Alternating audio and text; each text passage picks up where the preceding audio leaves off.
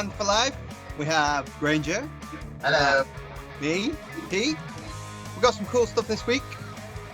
Our guest is James Haskell, who we've known for a while. James Haskell, frontman of Flatboat Dairy, I believe, at the moment. Yes. Current band. Someone we've played in bands with for on and off. I've not done as much as you have. No, I was in a band with him for a while. He might mention a bit of it, but then again, I'm not gonna push it. You might want to save it for another video. But me and him were in a band for at least 6 months, I'd say. We did a couple of cool gigs. Yeah. So he's coming on. We've got our album of the week, which you chose this week. Yeah, we'll talk about it later. I'm not going to give away what it is yet. It's a good one. I wasn't expecting what I got. I picked it because it's a good one. Yeah. So yeah, we're here to discuss and shine a light on grassroots pub club scene kind of thing. Unsigned gigs. Yeah, but it could be people who are signed eventually. That'd be nice. Yeah, it could be. Or yeah, and just older, because they could be signed and still touring the what's it called now, the toilet tours. So they could still be signed to a label and doing the unsigned style gigs where they play in pubs and small clubs and stuff. They're not doing proper venues yet. Yeah. I know that the Dubs did that, because I know the engineer of the Dubs, and he started with them at the bottom. Yeah, he started with them when they were doing the toilet tour, and then they got hooked up to supporting Oasis, and they went from toilet tour, skipped arenas and all that, went straight to stadiums. Wow. They just went straight from, it was like, oh yeah, we're not going to do academies or anything, we're just going to go straight to like, massive arenas and stadiums. So yeah, it can go from that to that quickly. Imagine. So the news this week. The news this week is I can't stop buying gear. That's not news. That's just the way of the world. I can't stop buying stuff. This is this week's purchase. Hang on. This is this week's purchase. Full tone plimsoll, which after I plugged it in, I think you're addicted to pedals. A good pedal, man. If anybody has a pedal addiction, put it in the comments below. I want to find you people. We'll get a circle. We'll cure you. Don't worry. We'll sort it out. I think it's just I need to start like Pedals Anonymous, because it's getting a bit silly now. We'll start pedals out and sell them all. This brings me on to something interesting. Have you noticed an absolute explosion in used gear for sale? I'm going to say weird prices, because some stuff seems to have gone down and some stuff seems to have skyrocketed.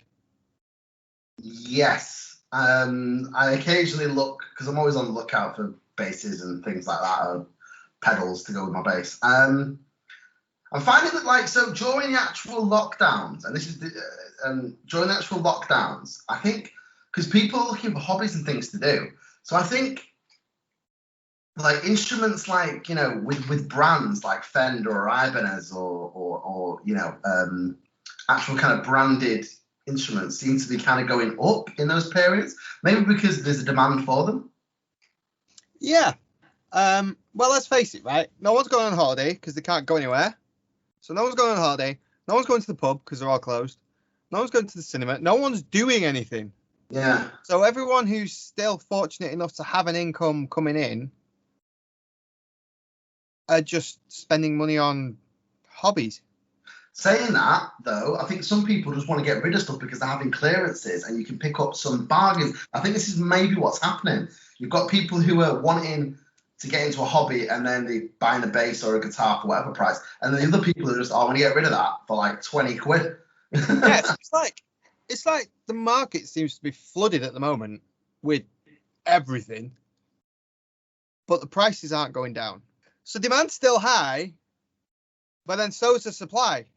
So the prices are staying up. But then things like this is full tone, so it's not Boss. What kind of pedal is it? What is the pedal? Is it overdrive / distortion? Pretty. Yeah, so this is Full Tone, which is a pretty well-known pedal brand. But I've been watching them go on Reverb for like 150, between like 120 to 160. And I've just picked this up for 85 quid. Second hand? Yeah, obviously second hand. They don't actually make them anymore. They're discontinued. Yeah. I think. You can't get them over here anymore, new. Anyway. So there you go. So she got that a lot cheaper than recognised price. What about the guy selling it? Did he, you know? He just didn't care. He kept putting it on Reverb. So it was on Reverb. And then I was watching it for about a week. And he kept putting it on sale for £5 less every day. So like it started at 120 quid. And then the next day he put it on sale for 115 and then one, etc. And then eventually, etc. Yeah, he just put it down to 85 quid, and I was like, having it. Before somebody got it for 80 the week after. Yeah, but then there's things like just before lockdown Mark 1, I picked up a Fender Hot Rod Deluxe amp in anticipation for my very full calendar of gigs that never happened. For 300 quid, and now I'm seeing them go all day long for 450, 500, 550. It's just a bit weird. It's really weird. Yeah, no, it is. You're right. Like I'm seeing a kind of trend as well. So I don't know if it's like if it's still during the this will be released during the coronavirus crisis. It's still going on.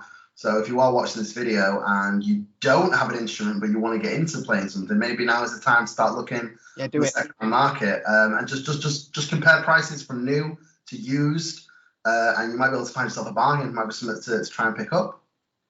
Yeah. That's our tip of the week. Buy used. Or in 12 months' time, when all the new players that started during this give it up and just sell everything, then the supply's going to be high, but the demand's going to be low. Yeah, so that, again, bargains. So, yeah, you might pick up some real bargains in 12 months' time. And if you want to sell something, sell it now. I think so. If you're allowed to. I mean, we're in a lockdown. I don't know what the rules are. Stick to all the COVID rules wherever you are. Yeah, you post it. Yeah. Cool. Yeah. Cool. I think we're ready to get our guest on then. Yes, let's bring our guest on. Okay, so this week on the show, we have got a man who needs no introduction at all. His current band is called Flat World Theory, which of course means he believes in Flat World Theory, right? We'll come to that. That's all right. We'll come to that. Because I believe in that. We'll come to that later. It is, of course, Mr. James Haskell. How you doing, James? Hello, yeah, I'm good. Yeah, good. How are you? You good? Good, all good. So just for the viewers who don't know, me and James, for a short period, actually used to be in a band together. Yeah, that's right. Yeah. Before you go any further with that, though, Grange, there was a short period when me, you, and James were all in the band together. Yeah, that's true. Grange doesn't even remember. Played a wedding. One gig. Jordan Starr's wedding. Of course we did. Yeah. Of course we did. Oh my god, that was. I can't believe you remembered that. Penny drops. I'm pretty sure as well that there was a time when James stood in 3 days. I did. For someone. Yeah, I was going to talk about that actually. Wow. That's one night I remember for perhaps the ending rather than really? the main night. Well, let's go into that then. I want to hear about that because I remember. So yeah. So what happened there? Hang on. So like we did the gig, didn't we? Like I played bass for you guys at the time. Like yeah. We did this. I can't remember where the gig was. It was in Wrexham or something. I was gonna say, was it in Wales? Yeah. We did a lot of gigs in Wales. Yeah.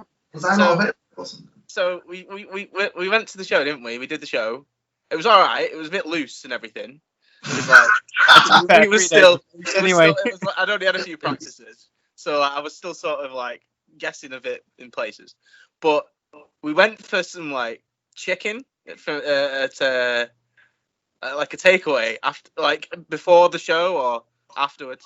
Is it weird? Actually, I remember, even though I wasn't there, I don't think. Was I there? No, you weren't there. You were the singer. You were the singer.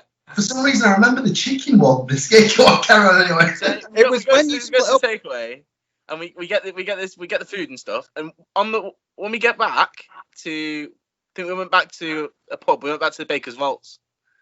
When your mum was still running it, Pete. Oh my god.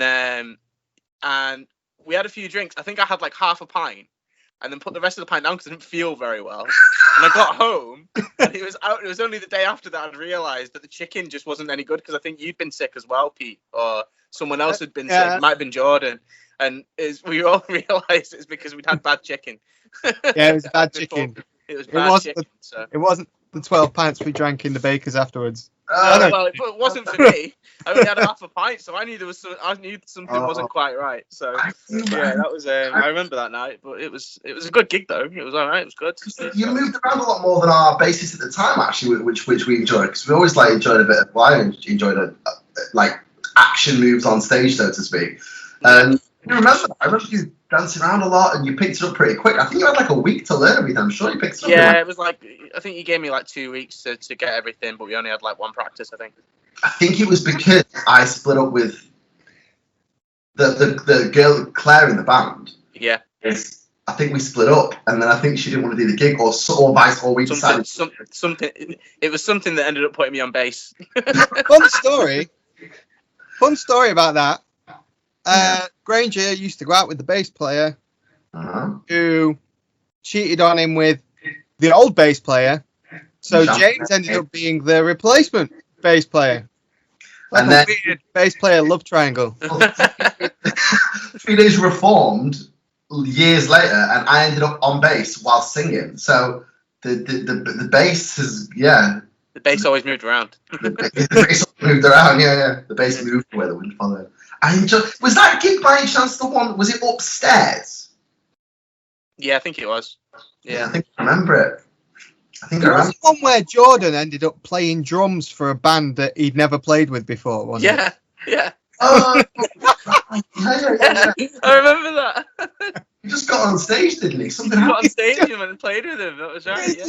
Yeah, he just turned up and they played a bunch of covers and they just gave him a list of covers and he just went for it. Yeah. Was it Forgery? Was it Forgery we played with? Forgery? It was either Forgery or some like new version of them or something. We'll probably end up having a guy on from Forgery, actually. I know a guy. We'll probably end up having him on in the future. Oh no, that's a good. It was a good gig, man. Yeah, that's fun. It was a good night. Yeah, it was a good night. Yeah. Yeah. What about your current band? Because how long have you been in? How long has Flatwood Theory been together for? It's been going for about 6 years now. I'd say 5 years, maybe 6 years. But the current, sort of roster is probably been going for 2 years. So, but yeah, some of the songs are still like the original songs. But, most of it is on obviously new stuff with new members. So that's good. It's developed, yeah. It's just one of those things, isn't it? Do you play any of the because James used to be in 2 other bands? Before that, you may have been in before that. Before that, it was Box Bombs, right? Or was that one in between? Yeah, right. Which was the one that me and Chris were in with you. That's right. Before that, it was On the Radio. Am I right, or is it? Yeah, for like a really short period of time. Yeah. On the Radio kind of just became Box Bombs. I think it just got renamed. It was kind of the same band. And before that was my first band. So you've been through many iterations then. Yeah. Do you still play any of the old stuff then from like On the Radio or Box Bombs, or is it all like pretty much brand new stuff now that you prefer playing? A song called Castle Road kind of just stuck with me, and I just kind of carried it. It got rewritten a little bit. It was such a long song. I remember when I showed the song to it was at university actually studying songwriting, and I showed the teacher this song, and I played the whole way through. And he's like, yeah, it's a really good song, that. He said, but do you realise how long you've been playing for? And I said, no. He said, you've been playing that for 8 minutes. I was like, whoa. I was like, I didn't want it to be that long. And then it got rewritten and like things got removed. It was like a good lesson to learn, really, in terms of like removing things from songs to make more sense in a shorter period of time. So you got it knocked down to like 5 minutes, 4 minutes. So that is quite interesting, really, isn't it? Because like these days, with like the YouTube algorithm and the Spotify algorithm and everything, the longer songs, like you used to get epic songs all the time, didn't you? Yeah, Like, now it's dead short. Yeah, like now, if your song's more than 3 minutes long, you're just not going to get airtime on it. Yeah, yeah. And people have got such short attention spans that like anything over sort of 5 minutes, People don't listen to. and you're done. Yeah. Yeah. They just move on. Unless you really like the band. If you really like the band, you give them the time of day, don't you? But otherwise, no one Yeah. really listens to it for longer than 5 minutes. You get bored of it. I do that. I'm ashamed to say. I like listen to a song and it'd be like, Yeah. it's kind of. But if the song is just the same song over and over and over for like 5 minutes, 6 minutes, you kind of think, well, I've heard it now. It's not going to get any better than this. Yeah, you got to It keep doesn't. it. You got to keep it moving, and The full unabridged American Pie. It's like 11 minutes, isn't it, or something stupid? Honestly. Yeah. Just- we actually play American Pie in one of my cover bands at the moment. Good lord. Yeah, well, we cut it down. I think we keep it down to like 4 minutes now. There's a shorter version. Unless, the short the radio version. yeah, it depends how pissed the crowd are. If the crowd are pissed enough, we'll just do the whole thing do the because whole they go thing. mental, like properly mental.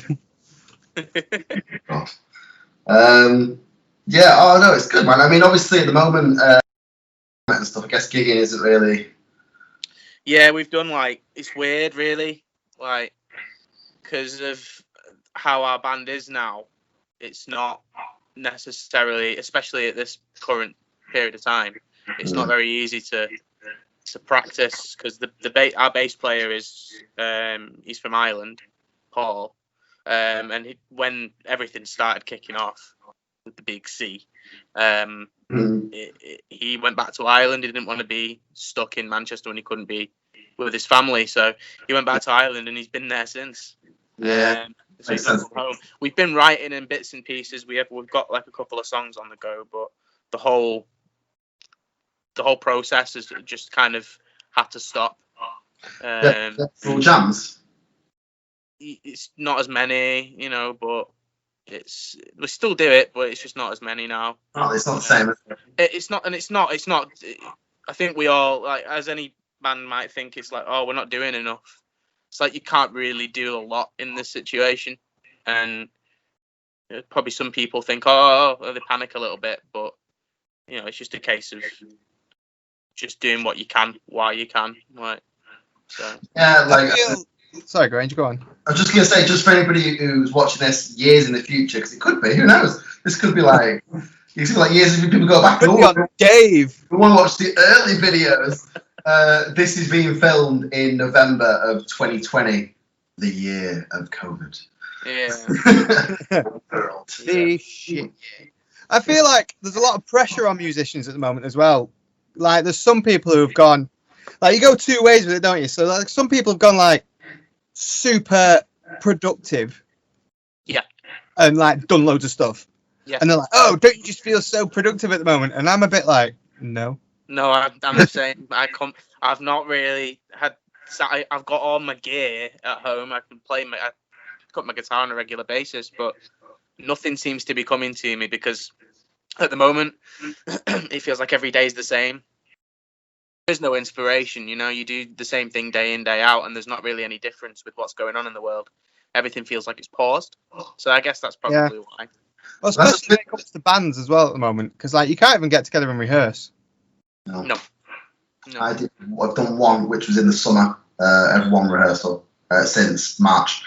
Put like the world on pause is a really good way of putting it. Actually, that's pretty much the way that I think a lot of people feel. And I know some people are still just going around doing what they want, but they can't because obviously shops have shut. A lot of businesses are closed anyway. So it's been a tough time. But like, let's go back to some of your gigs with any of your bands. You were saying because Castle Road was 8 minutes long, and I actually distinctly remember in practice. Sometimes we'd like play a song and then like the solo would go on for ages and we'd end up in this like full like rock star style like 8-minute crescendo. Has it ever happened on stage? And the drummer's just gone, oh, and just carried on. I mean, that's part of the style of, especially with what I've always written.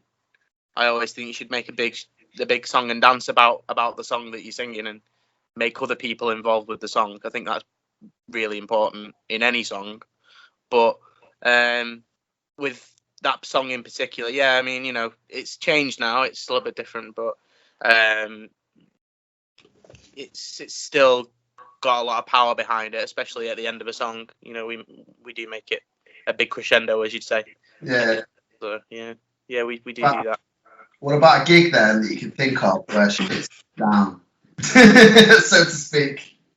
Whether with this band or an older band or when you first started or on the radio or something you can think of where something happened, whether it was your band or something else or another band where you thought, fuck me, that was something. I've got like 1,000. I've got a bad gig in my head. One that I really like. It taught me. I don't know if it kind of taught me a lot at the time, but it was also a bit of kind of just learning, I guess, at the time. But I played at a place called The Venue. In fact, I'm pretty sure you guys might have played the same gig. The Venue. Yeah, it was across the road from where it was in Stockport. Yeah. Across the road from. That's where I started sound teching. Yeah, it was the last gig. It was their last ever gig. Oh Jesus, we did. And there was a band that came along and they were on before us and they were from France. I remember this. Yeah, and the bass player was like, he was dressed like, he might have been a different band actually. I think there was another band on the bill that were like Blink 182. Like it was just, they were all Blink 182. That's how they dressed and looked and sounded. But there was this French band as well that I remember. And they were so professional that it kind of put the pressure on me when we went on. I was like, oh my God, like we've got to go and do that now. Like, and I remember about 3 songs in, I forgot halfway through the song, I forgot all my lyrics. And for the life of me, usually my lyrics come back to me within a couple of moments and I'm back on it. But for this song, I forgot the rest of the lyrics for that song and then forgot the lyrics for the next song as well. Like, I knew what the songs were to play, but for the lyrics, I couldn't remember anything. So like, that was a horrible gig. I remember shooting myself in the foot afterwards and be like, that was horrible. I think I cried. Like, you just like, Oh, it was that much pressure, And I was only like probably 16 or so, or 17, but I put that pressure on myself. I don't do that so much now. You go and have a gig. If you have a good one or you have a bad one, now that from a guitarist point of view, it swings around. It's good or bad sometimes. Yeah, from a guitarist point of view, I totally get that because like if you turn up to a gig and there's some guy that's just shredding like Guthrie Govan all over the fretboard, and you're like, I can't do that. Shit, man, this is what I'm up against for the night. You can mask it with jumping around because honestly, I played a gig once with, I think it may have been 3 days, but I think it was Against the Grain, and the bassist who was on before me, the band who were on, the bassist I thought was really good, like playing loads of good licks and stuff. I was like, whoa, I was doing things I can't do and stuff. And then I played, just jumping around like a madman, and his dad said to me at the end of the gig, why can't you play more like him? And I was like, you don't want to play more like me. You don't want to play more like me, trust me. Oh, dear. No. You cried. You know what? Like, this is such a big thing though, because to any young audiences out there watching, like that is such a thing where you feel like you've got to like be as good as the band before, or you're gonna blow them out of the water or whatever. And as the more you gig, the more exactly what you said. I think like you just have good gigs and bad gigs. Yeah, and I think you start to just go, well, you start to have more belief in yourself before you go and play. I think that's something that, it's kind of not cool almost to have that belief in yourself. It isn't cool sometimes because it can come across as being really big-headed. But if you're confident in yourself and then bring it to the show, and then you come off stage and you've done a good job, and that confidence has kind of been used on stage, you kind of don't get the sense that people are like, oh, that was big-headed. They're like, that was really good. Like, you put on a great show. That was a good show. Yeah, and so it's weird how you might perceive it one way, but when you go and do it, it ends up being this. It's like, that was really good. You actually did a good job. So yeah. Of course, I forgot to mention you are the front man as well. Like, obviously, you speak about lyrics at the start when I introduced you. I forgot to say that you are as the front man. So sometimes, I mean, I'm not going to say that the front man has more pressure because it's not. You know, everybody, the whole band is the band. But you can feel like I used to be a front man. And it can feel like that. Like, I do think there is more pressure on the front man, and I think as well when you're performing, there's a very fine line that you've got to walk between coming across as arrogant and coming across as confident.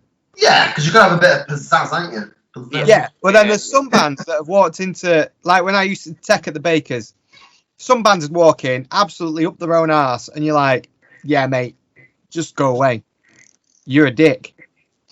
Rather than there's some bands who come in and they're absolute, like they're total gentlemen, and you're like, yeah, pleasure to work with, and then actually they're incredible on stage. Yeah. It's kind of like that fine line. If you take your confidence too far, you're just going to come across as a dick. I remember doing tech at the Bakers as well, which is a pub that used to be around Stockport, for Massive Wagons. I remember the sound check went really well, and they were all right. And then during the live, I don't know if they changed their amp settings or something happened, because they were like more monitor. I was like, oh, it's fine in the, and I kept giving them more, and then it started screeching. I'm like, oh, I can't give you any more. Like, and then I was like, you know, but because you are going to be, Pete's right. I agree with that. You're going to be confident in yourself. But yeah, you do get bands who come across like, you know, we are the shit, you know. But sometimes they are. Sometimes they're really good. Yeah, sometimes they are, and you know what? Sometimes fair enough. You know what I mean? They pull off a good show, but as artists, you don't like them because of how they've come across to you. Yeah. Sort of beforehand. But they say, like, Dave Grohl is supposed to be one of the nicest guys in rock and roll. I've heard that. You don't get much better than Foos. That's true. I'm a big fan, so you know you're preaching to the choir there. So, you know, you don't have to be a dick to be good. No, it's exactly. That's kind of one thing I've always lived by is just, you know, if you just be nice, have a good time. You're there to do a job. Like, people might say, "Oh, I'm in a band and we're the most important people in the room when we're on stage." Do you know what? No, the most important people in that room when you're on stage are the people you're playing to, because they're the people that you want to be on board with you for the rest of the show, and then be on board with you once you've finished, and you go home and they listen to you at home. That's what you want, and so you're doing a job. And I think some bands tend to forget that, but that's something I've always kind of held close to, is that you're a performer. To be. I agree. Ultimately, it's entertainment, isn't it? And entertainment is about entertaining a crowd and an audience. They're there to watch a show. I think because music can be used in two ways, because music is entertainment for people. But at the same time, a lot of musicians, I think, like, do music for themselves as well, which isn't always a bad thing. Like, it's not a bad thing at all. So yeah, I do think that some musicians will go on stage for themselves more than for the audience, especially, I'm not going to stereotype kind of long, like, kind of, just put it now, you know, like... Yeah, be careful where you're going with this. It was like an all guitar band or something. Where you get guitar, you just do like Van Halen style, or what's he called, Steve Vai style stuff over and over. And I'm like, I don't know about that. Maybe not. Maybe I'm wrong, you know. But what I've found is your audience can be like 50% of the gig. So, like, if you've got an audience, like the moment I played an Oasis tribute, yeah. And we got booked in this pub that had a carvery. And there were people sat eating the dinner while we're screaming, flipping, "What's the story, Morning Glory" down their necks. And they don't care. And, like, you finish the track and you just get dead silence. You just get silence and then, like, knives and forks clanging together in the background. Or one pissed up guy at the bar going, "Yeah! Yeah. Wonderwall!" Can you do Wonderwall? Can you do it again? But, like, we played a gig over, like, between the lockdowns, that was incredible. And everyone was, I mean, the police would have shut it down in about 5 seconds if they'd have seen it. But it was an amazing gig. And everyone was loving it and up and dancing and whatever. So, yeah, if playing in a band on stage was just for the band, it wouldn't matter what the audience did. Yeah. Me, I come away from a gig not saying, oh, yeah, I smashed that, I played really well, or I played really bad. It's like, that was a great gig because the audience was amazing. Yeah. And you seem to, I feel like you kind of wind yourself up when in a good way, when the audience is on your side and you get them the first 2 songs. I feel like every song from then on, you kind of like hit it with momentum. Yeah. Yeah. What about one of your best gigs then? It seems we're talking about gigs that are going well and things that are going really well. What about one of your gigs where the crowd was on your side, or a great gig? There's been a few. There's been a few, but I mean, some that stand out are like, a gig that I did. It's mostly been Flat World Theory gigs, if I'm honest. Like, that's what seems to have brought the most reaction from people.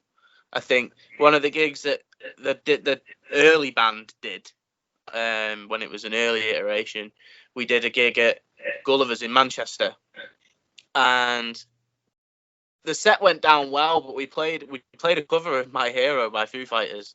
Yeah. And I've always wanted the people to sort of react to it. So yeah, we played My Hero, and wanted everyone to sort of react to it, and I was hoping that everyone would. And I think that was the first time that I left the mic and didn't do like some of the whoa parts in the song, and everyone else did it instead, and it blew me away. I had a moment where I genuinely put my hand on my heart and was like, "This is incredible. This is the most amazing feeling in the world to have that coming back at you." It wasn't even my song, and it just felt great. And then the other gig, probably the most memorable gig, was when Flat World Theory did an EP release, and we did it at Jimmy's, which is now closed in Manchester, actually. Is it shut now? Yeah, it's closed now, yeah. It's getting turned into some more apartments, probably. More apartments. That gig in particular was really good. I mean, the stage was really small, but we had a stage invasion at the end. I mean, you can't really get better than people joining you on stage to dance with you because they're enjoying it so much. That's awesome. So, yeah, and then we did a Queen gig as well, which was kind of weird. It was a Queen covers gig. We played a couple of like Queen classics along with our songs, and that went down really well as well. So, a couple of good gigs. Yeah. I've never heard you do Queen after hear that, dude. You should have heard it. It was weird. Because your voice is I compare it to kind of like the Dave Grohl style. It's quite a rough kind of. We did Somebody to Love. Yeah, we did Somebody to Love, but it was like, the best way to explain it is it sounded like a punk Sex Pistols version. It was really fast. But it sounded like the Sex Pistols had gone and played with the song. So, yeah, I mean, yeah, I know, kind of weird, but it actually went down really well considering, because it was just a different iteration of that song. So, yeah. That's awesome, man. Oh, dude, that's brilliant. Before we sign off, because we've been on for a while now, is there any? Also, first of all, thank you for joining us. No problem. Great to see you again. Me and James have known each other for years. Well, me, James, and Pete have known each other for years. But I've actually not seen James for years. Are there any plugs you want to do before we go out? I think you're on. Are you on Spotify? Are you on Facebook? Are you on all these places? Yeah, we're on Facebook. all those things. So we're on Spotify, Facebook. We're on Instagram as well. Just search Flat World Theory on pretty much any of those. Gigs wise, obviously, with everything going on at the minute, we've not really got anything lined up. But our latest release that we released back in, I think it might have even been last year now. Just this year's been a kind of a weird year, so it's kind of all flown by. But it's a song called Bad Brain, which came out. I'm pretty sure it didn't come out that long ago, actually, when I think about it now. But that song's quite important to us from like a mental health perspective. It's all about mental health and everything. Lyrically, it is, but then musically, it's one of those weird tracks. Like for anyone that does already listen to stuff like World Theory, it's usually quite loud and in your face, just like standard rock songs. And then now and again we go and do something that's got a little bit of like a personality to it that's a bit different to the stuff we usually do. So yeah, that stuff's out on Spotify and Facebook. Oh. Absolutely, I would say to everybody out there, check them out because they are fucking mega. Check them out; you will not be disappointed, viewers. Oh, thanks so much for coming on, dude. Problem. All right, cheers for that, guys. Yeah, cool. Thanks so much, man. Thank you. Good to see you again. Good to see you again. That was very serious, that one. Oh, amazing, dude. Thanks so much, man. All right, no worries. Cheers, guys. Thank you. Cheers, dude. Well, man. See you later. See you later, dude. Oh, it's good to get James on, wasn't it? Yeah, really good. I haven't seen him in ages. In fact, I don't even think I've seen him since the Baker's Shut. It's been a long time. I think I've seen. Well, actually, you're right. I don't think I've seen him since then either. Probably been about 5 years, maybe. The Baker's Shut in 2012. Should we move on to this week's album? Yes. Cool. Which was Sleeping with Ghosts by Placebo. Yeah, one of my favourite bands, I think. Which was your choice. It was my choice this week. Which I've never listened to a Placebo album before. I know, that's why I said it. All right. I'm going to let you go first. Okay. Okay. One thing that I got from this was extensive and clever use of guitar effects. Yeah. Like, there's a lot of delay, a lot of stereo effects going on. Yeah, there is. Like production value on it. It doesn't feel overproduced. It feels like they've just been clever in making it. And it's an old album as well. It's I think 2003. 2003, so it's 17 years old. Yeah. 2003. So, the intro. Bulletproof Cupid. Yeah. Holy shit, what a way to start an album. It's great, isn't it? Like, Oh my God. There's no words in it. It's just a and what I took from that song a lot is the snare comes in like a shotgun. Like it's like it's such a punch. Yeah, what an intro. And then it's got that kind of breakdowny bit that happens a couple of times where it goes. Yeah, I listened to it the first time walking the dog, and I was like, whoa, wasn't expecting that. It does kick you in the balls when it starts. Yeah, that's a great intro track. Another one. Right, the problem I've got with this is I've listened to it now probably about 6 or 7, maybe even 8 times, but at work. So it's just been on in the background. Yeah. So my favorite track at the moment, it keeps changing. Right. It's track 8, Special Needs. That is one of the better, like, and it's got a story behind it as well. If you listen to it, the words are really. Yeah. In fact, Special Needs onwards to track 12, I think is the better end of the album. Wow, that's interesting considering that the singles were released from. Well, I know that the bitter end, which is one of the biggest singles I've ever released. I think it's track 3. See you at the bitter end. Track 5, mate. Track 5 even. Yeah, so I was, you know what? I've never put myself down as a Placebo fan, but I actually found myself putting it on, not to critically listen to, but just to have it on. Yeah. They're not, I think they're a bit, I mean, they're not everyone's cup of tea, you see. They were kind of hailed as like when they first started, and the album, an earlier album, they came out with Nancy Boy and stuff. They were kind of hailed as almost like taking roots from Nirvana a little bit because they're a 3-piece. In fact, the bassist is kind of quite tall looking and quite skinny as well. A bit. Are like they only a 3-piece? Yeah, I mean, I think they do have like, I think nowadays. Obviously, they layer stuff up. Yeah, of course. But I mean, when they started, yeah, just a full 3-piece. Wow. Guitar. But now, yeah, they have other guitarists who come in and play effects and stuff, and they've got they probably got backing tracks and things nowadays. But yeah, 3-piece when it started, and it's got a bit of a. I mean, I love this album, by the way. Like, I picked it because it's one of my favorite albums, probably ever, actually, from any band. It's not my favorite of all time of any band, but it's one of my favorites. And for me, it's a bit of an odd album because it feels like it takes you up and down because. It's a bit of a roller coaster. Yeah, definitely. And again, with the effects, some of the songs are almost can be considered as being odd. Do you know what I mean? Like, yeah, that was exactly what I was going to say. Some of the tracks are just like weird.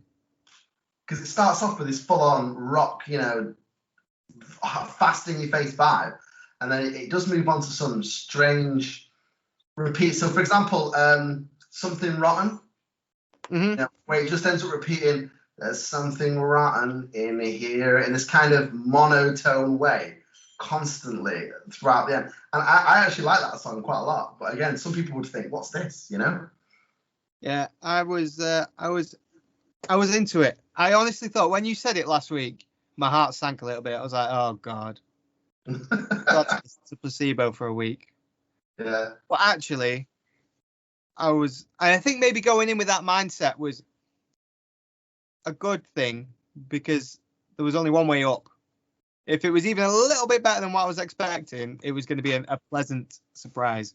But actually, I found myself putting it in like regular rotation just to listen to, like normal stuff that I listen to. That's good. So I made you a placebo fan. You made me a fan of that album. I haven't been brave enough yet to download anything else.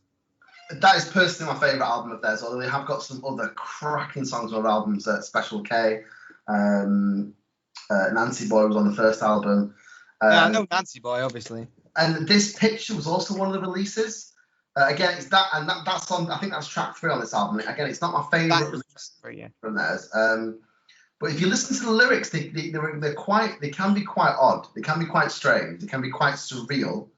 But that's quite what I quite like about them. And also, like I said, the album, what you said as well, is it does go up and down because there are lulls in the album where you think, this song doesn't even feel like it fits here. It's almost like, what's this song doing here in the middle of this? Is it punk? Is it rock? Is it alternative? Yeah, they're not afraid to walk a different line to what you expect them to. For an album that's 17 years old as well, I love it, and I think everybody should check it out. And what's your overall rating? Oh God, I forgot we had to give them ratings. Well, we don't have to. We've been doing it for the last 3 weeks. So. It's a 7. Are we doing A's or B's or 7? Are we doing numbers? I'm giving it 7 out of 10. I'm going to be completely inconsistent with what we started with, and I'm going to go with a 7. I don't think we were doing numbers. I think we were doing. Well, I'm going with a 7. Right. Okay. We're going to go with a 7. I would give it. Are we going to agree that we're never going to do half numbers? Yes. If we're never going to do half numbers, I'm going to give it a 9. So it would have been a 9.5. It would have been a 9.5. I just can't give it a 10 because obviously the 10 is for like my top album. I'm going to be very critical of everything. Okay. And it's so close though. It's so close. It's like, because I listen to it and it's it seems to be I don't know what happens when I listen to it. It seems to finish really quickly. I feel like I listen to it, done. That's what I found, because I was sat there working away, and then all of a sudden 45 minutes has passed and the album's done. Yeah, and you're at Centerfolds near the end. Centerfolds is a good track, I thought. Yeah, and the one before it, what's the one before it now? What I want. The last 3. Yeah, that's it. You see, again, another one where protect me from what I want, protect me from what I want, it's kind of nursery rhyme in its melody. Yeah, it's a little bit. Yeah. I think it feels like it could be a nursery rhyme. It's catchy, so catchy. Yeah. So I would give it a 9. You would give it a 7, which means it's got an overall rating of 8. Which means nothing.